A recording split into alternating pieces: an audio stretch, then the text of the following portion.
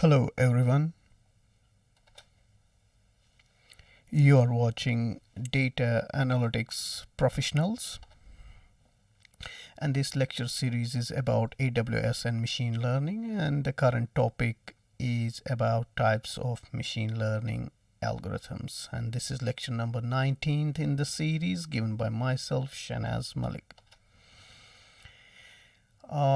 Well, before we begin this lecture, I would like to remind that an algorithm is a set of instructions designed to perform specific tasks.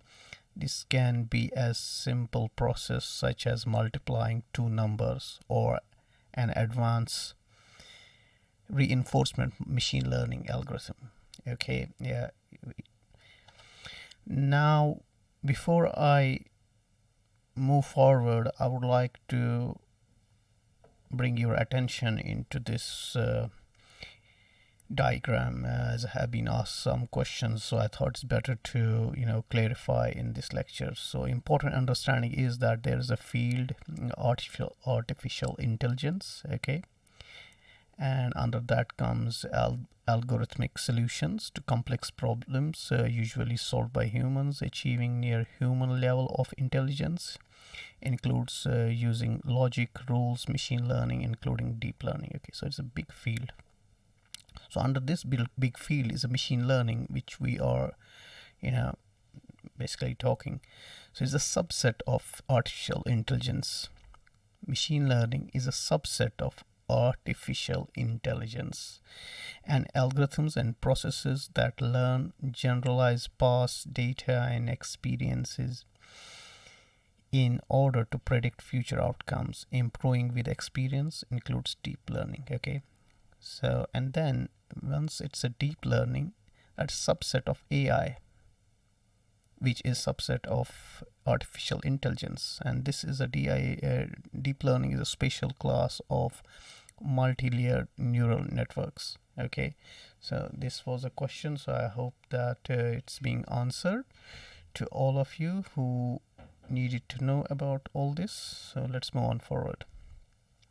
Okay, so machine learning types of machine learning algorithms. So machine learning, basically, generally, broadly speaking, of three types: supervised learning, unsupervised learning, and reinforcement learning. Okay, now supervised learning, there's a workflow, there's a method involved in it, and this algorithm consists of a target variable which is to be predicted from a given set of features. Okay, using these set of variables, we generate a function that map inputs to desired outputs. The training process continues until the model achieves a desired level of accuracy on the training data. Now, examples of supervised learning: regression, decision tree, random forest, KNN, logistic regression, etc. If you are not familiar with these algorithms, don't worry. Once I'm going to use, in projects, any of them, I'm going to explain, a mechanism which works behind it. And we will implement these things. Before we implement, I'm going to always explain the algorithm. Okay, let's move on forward. Now this is just kind of a subset of a data set. I'm just trying to show you these are some features: time feature, v1, v2, v3, v4, and amount. And this is a target variable, it's a class. So it is data from a credit card transactions, and it's showing us that this transaction with these features, this is a normal transaction if it's 0, and this is fraudulent transaction. So add data with a labeled class. Now let's move on forward. I'm just going to try to explain you through different diagrams. If you're not able to catch from one diagram, maybe the other diagram will catch your attention and make things clear for you. So for example, you have a training data which has apples and cupcakes, and you give this training data to machine learning model. Okay, a model gets trained, and then once the model gets trained with this labeled data, because you have training data already telling these are apples and these are cupcake, then you give a new one unseen, unlabeled data. You don't tell model what it is. You give this data, and if it classifies it as a cupcake, then the model is working fine. And if it classifies it with apple or something else, then that is an error.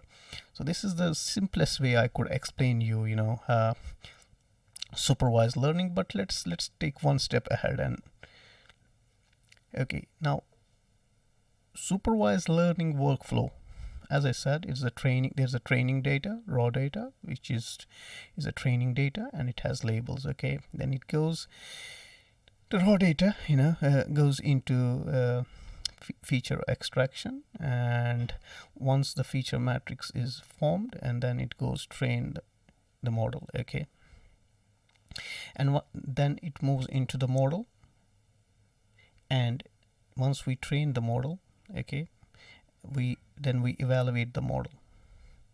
And once we understand what this process can go on, okay, once the model is being trained, once we are happy with the training, then this model could be here, okay, as this model. If you see, the model is going here, and it's going to predict now on unseen data.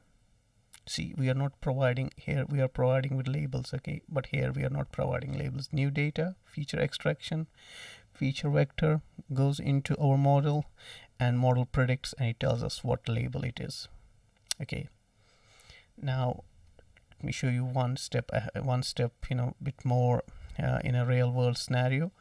So same supervised learning, raw data, target variable goes into feature engineering step, and then we divide this data into 3 different sets. One is called training set, one is called validation set, and one is called test set. Now this could be 60%, 20%, 20%. It depends upon your how much data you have, and your organization, your reporting managers, your project managers will tell you how much each must be. Generally this is 60 to 70% of all, but it depends upon how much data is available to you. Okay, so once you have the training set, then you send it to model training, into machine learning. Okay, and then what happens once the model is being trained, then what happens, it goes then we do the validation step, do hyper parameter tuning of model selection, and once everything is ready, then we do the testing, which is evaluation of the model, how well the model is behaving.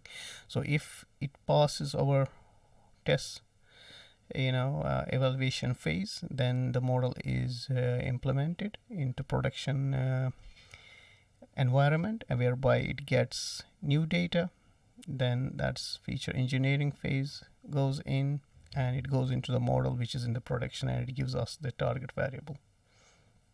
So basically, raw data with labels goes into feature engineering phase, then divided into 3 different sets. Training data set is used to train the model. Validation set is used for hyperparameter tuning model selections. Okay, hyperparameters tuning model selections. And then once the model gets ready, once we are happy with the training and the validation phase, then the testing phase takes place, which evaluates the model results. And if we are happy, it goes into the production. Once we are once it's in the production, the new data can come in, and it can show us the labels. Okay, I hope you understand this. And now is unsupervised learning. And in this algorithm, we do not have any target or outcome variable to predict, estimate. Hence, the algorithms built a mathematical model from a set of data which contains only inputs and no desired output labels. Unsupervised learning algorithms are used to find structure pattern in the data, like grouping or clustering of a data points. And examples of unsupervised learning is k-means or a priori algorithm.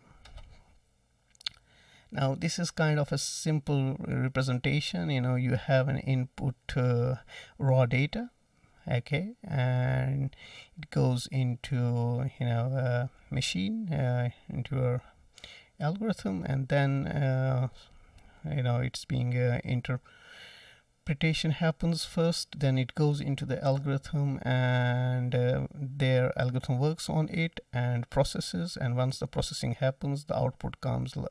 It divides it into groups. Okay, so here this algorithm is dividing or creating groups of these data points, so these which is helpful. For example, maybe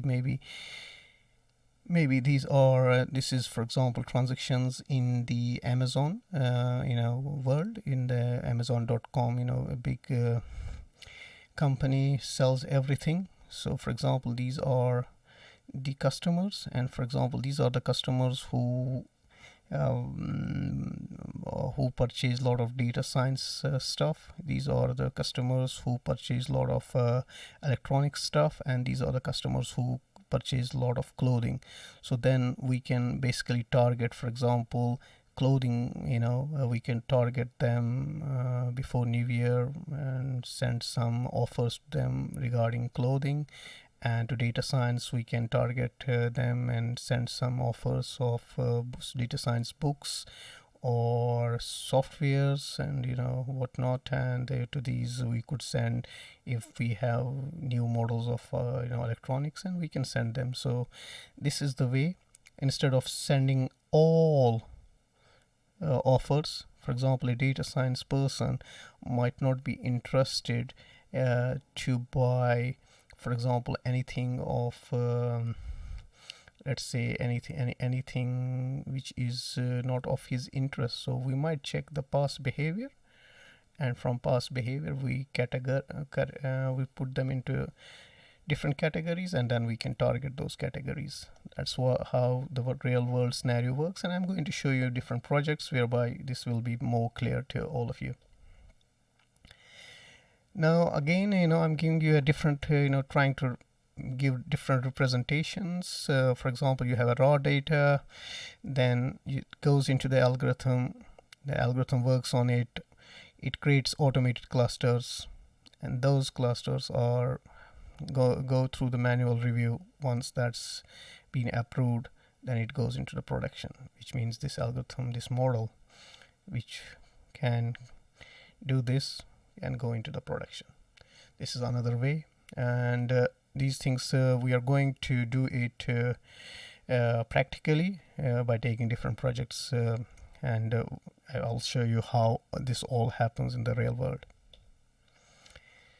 Okay, again, this is kind of, I'm just showing you how actually the data looks like, from the real world. For example, this is some invoice numbers, stock codes, description, what person has purchased, and quantity, invoice date, unit price, customer ID, and countries which they belong to. And for example, you might have a task of, can you make, do some clustering, on it, and find different groups of customers, and then as per the business needs, maybe you need to target those customers differently.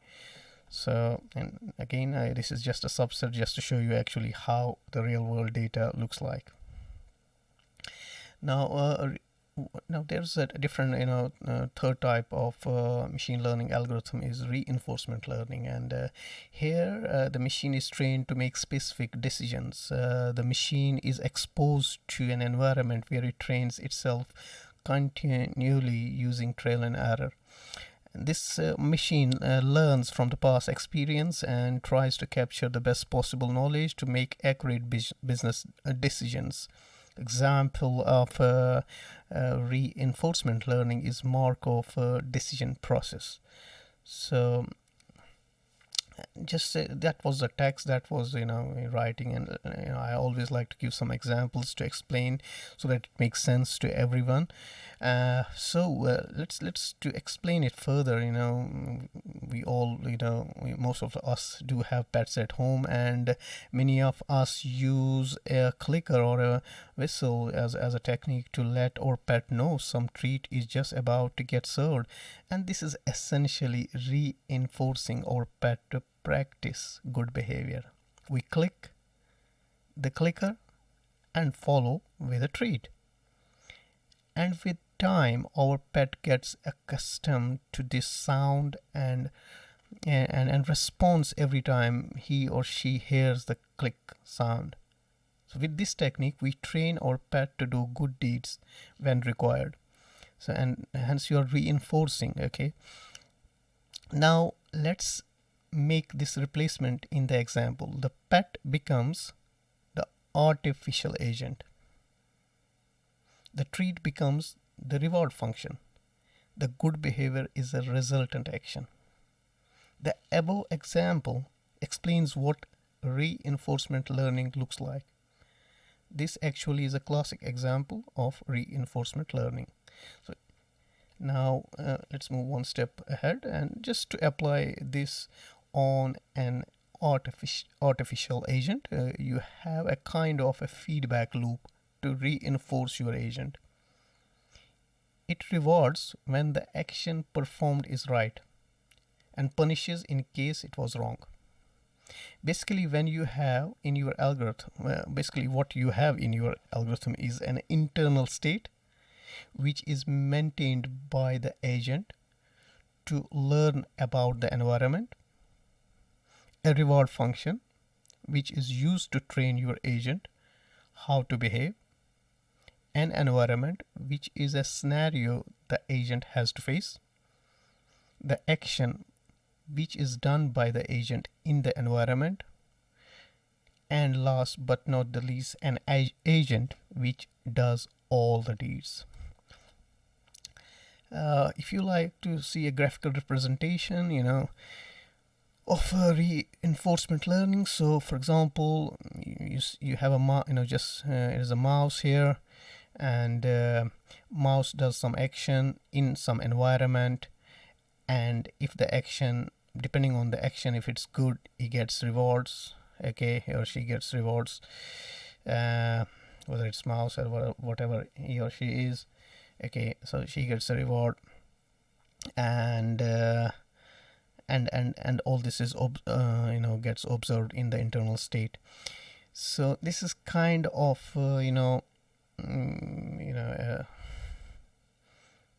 visual representation of reinforcement learning. More we will study in coming lectures. Now you might be thinking by now where I could implement reinforcement learning algorithms. Reinforcement learning, has application in number of domains, and such as driverless cars, that Google is currently training, and some prototypes have been developed. I've seen myself. And self-navigating vacuum cleaners in our homes, that you won't need to clean your home anymore, once these comes into the market at large. Scheduling of elevators are all applications of reinforcement learning. So, and there's a lot more. So as we all know that everybody loves bonus and likes bonus, so I also would like to give you some bonus.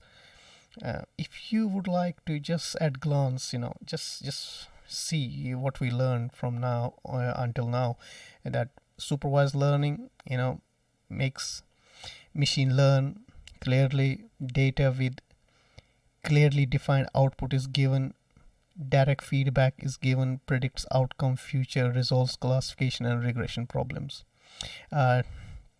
So in this, input is given, training happens, and output is given. Okay, this is just so that you just keep important things in your mind.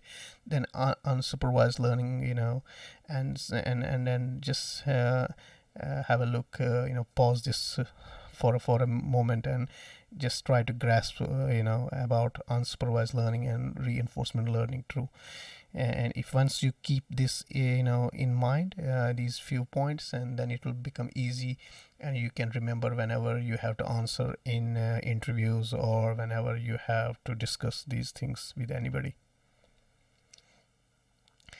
Now, this is very important diagram. For example, we have machine learning. Okay, we discussed that supervised learning, reinforcement learning, and unsupervised learning. And if you see supervised learning has, we could implement it in classification problems and regression problems. And in classification problems, for example, it could be used in customer retention, diagnostic in health, and identity frauds detection in credit card transactions, and all financial transactions.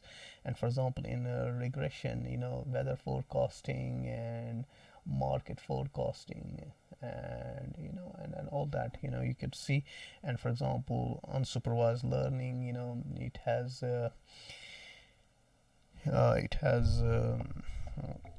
you could use clustering in recommended systems, and targeted marketing and customers segmentation. And here, unsupervised learning is also used in dimensionality reduction, and which is used in big data visualization and whatnot.